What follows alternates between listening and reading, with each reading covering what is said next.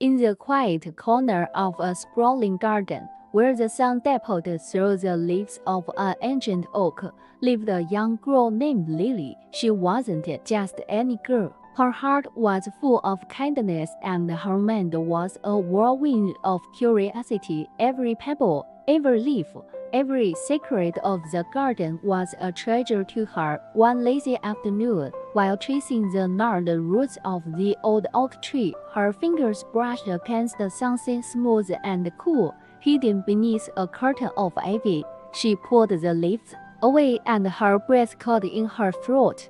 There, nestled in the trunk, was a small, mysterious door. It was no bigger than her storybook, but it was the most beautiful thing she had ever seen. The wood was dark and rich, carved with swirling patterns that seemed to dance and twist like living veins. As she leaned closer, a soft, humming sound reached her ears, a gentle vibration that tickled her fingertips. It was a song of secrets, a whisper of magic. The door seemed to be waiting, not just for a key, but for someone with a heart open enough to hear its call. Lily knew with a certainty that settled deep in her soul that this wasn't just a door, it was a beginning. Her heart pounded with a mix of fear and excitement. Where did it lead? What lay beyond? The questions buzzed in her mind like a hive of bees. For days, the little door occupied her every thought. She would sit before it, tracing its intricate carvings, imagining the worlds that might lie on the other side. She searched the entire garden for a key. She looked under mossy stones, inside hollow logs, and even asked the grumpy garden gnome, who just stared back with his painted eyes. Just when she was about to give up, she remembered an old, rusty box her grandmother had given her, filled with forgotten trinkets. Rummaging through old buttons and faded ribbons, her fingers closed around a tiny, ornate key, shaped like a golden leaf. It felt warm to the touch. With trembling hands, she returned to the oak tree. The key slid into the lock as if it were made for it. There was a soft click, a sound that seemed to echo through the quiet garden. Overcoming her last flicker of hesitation, Lily took a deep breath and pulled the door open. She wasn't prepared for what she saw. A wave of warm, honey-scented air washed over her as light, brighter and more colorful than any rainbow, spilled out.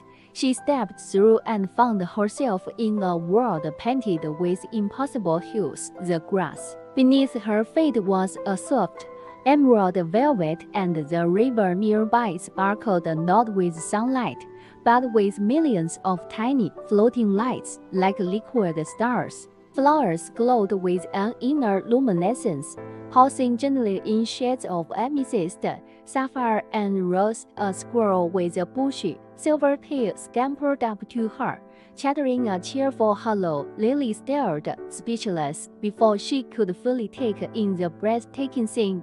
A flutter of wings announced a new arrival, a tiny pixie with wings like stained glass and a mischievous grin zipped around her head, leaving a trail of shimmering dust. "You are new," the pixie chirped, her voice like tiny bells. "Welcome to Everwood." Just then, a deep, gentle voice spoke from the branch above. "Pip, give our guest some room." Lily looked up to see a magnificent owl, his feathers the color of twilight and his eyes like twin pools of ancient wisdom. He introduced himself as Orion, the guardian of the woods. Pip the pixie and Orion the owl became her guides, her first friends in this impossible, wonderful land. They showed her wonders beyond her wildest dreams. Pip led her on a race with dandelion seeds that giggled as they floated on the breeze. Orion took her flying on his back,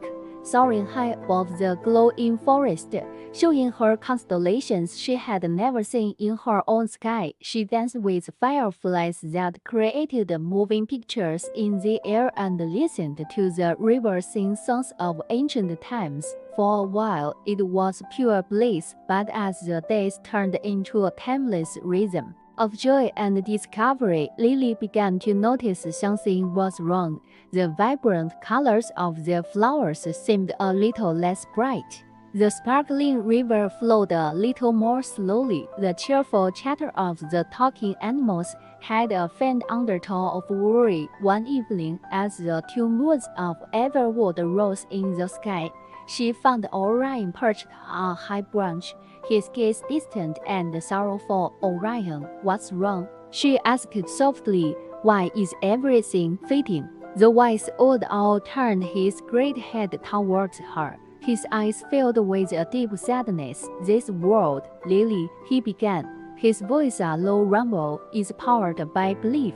It is woven from the dreams and the imagination of children in your world." He explained that for generations, the belief in magic, in fairies and enchanted forests had flowed into Everwood, keeping it alive and vibrant. But now, he said, a sound like rustling leaves, the children have started to forget. They have grown too busy, too logical. They have stopped believing in magic, and as their belief wanes, so does our world. The truth hit Lily like a physical blow. Her beautiful, magical friends, this entire world of wonder, was disappearing because her world had lost its imagination. The playful pixie Pip fluttered down to her shoulder. Her usual sparkle dimmed. "Is there anything we can do?" Lily asked, her voice choked with emotion. Orion looked at her, a flicker of hope in his ancient eyes. "There is one way," he said. "The belief must be restored. Someone must remind them. Someone who has seen." Lily knew what she had to do. It was a heart-wrenching choice. Leaving Everwood felt like leaving a piece of her soul behind. She hugged Pip tightly, promising she would never forget her. She looked into Orion's wise eyes and saw not just a request, but a profound trust placed in her. "I'll do it," she whispered. "I'll make them believe again." With a heavy heart, she stepped back through the small wooden door. The familiar scent of her own garden filled her lungs, and the ordinary sunlight felt pale after the glow of Everwood. The door swung shut with a soft click, and the humming ceased. It looked like just a piece of carved wood again, but Lily was changed. She carried the magic of Everwood within her. She ran home, her mind racing. She didn't start by shouting about talking owls or glowing rivers. She started small. She told her friends a story during recess, a story of a hidden door and a world where anything was possible. She described the sparkling river so vividly they could almost hear it flowing. She painted a picture of Pip the pixie so full of life they could almost see her zipping through the air. At first, they were skeptical, but Lily's passion was infectious. Her eyes shone with the truth of what she had seen. She didn't just tell a story. She shared a memory. She encouraged her friends to write their own stories, to draw their own magical creatures, to look for the hidden doors in their own lives. The idea spread like wildfire. It started in her school, then her town. Children started looking at the world differently, seeing the potential for magic in a gnarled tree, root or a sparkling dewdrop. Parents, seeing the renewed joy and creativity in their children, started to remember their own childhood dreams. They started reading old fairy tales again, telling stories of wonder and adventure. The world began to wake up from a long gray sleep. One sunny morning, drawn by an invisible pull, Lily returned to the old oak tree at the bottom of her garden. As she approached, she heard it again, a gentle, familiar humming. It was stronger this time, a joyful and resonant song. She placed her hand on the small door, and it felt warm and alive. She knew, without even opening it, that on the other side, the rivers were sparkling brighter than ever. The flowers were glowing with renewed life, and Orion and Pip were waiting. The door remained no longer a secret, but a symbol. It was a promise that magic isn't something you find in another world, but something you carry inside you. It was a bridge between two worlds, held strong by the enduring, unbreakable power of belief and the boundless heart of one curious girl. Thanks for watching, and don't forget to keep your own imagination shining bright.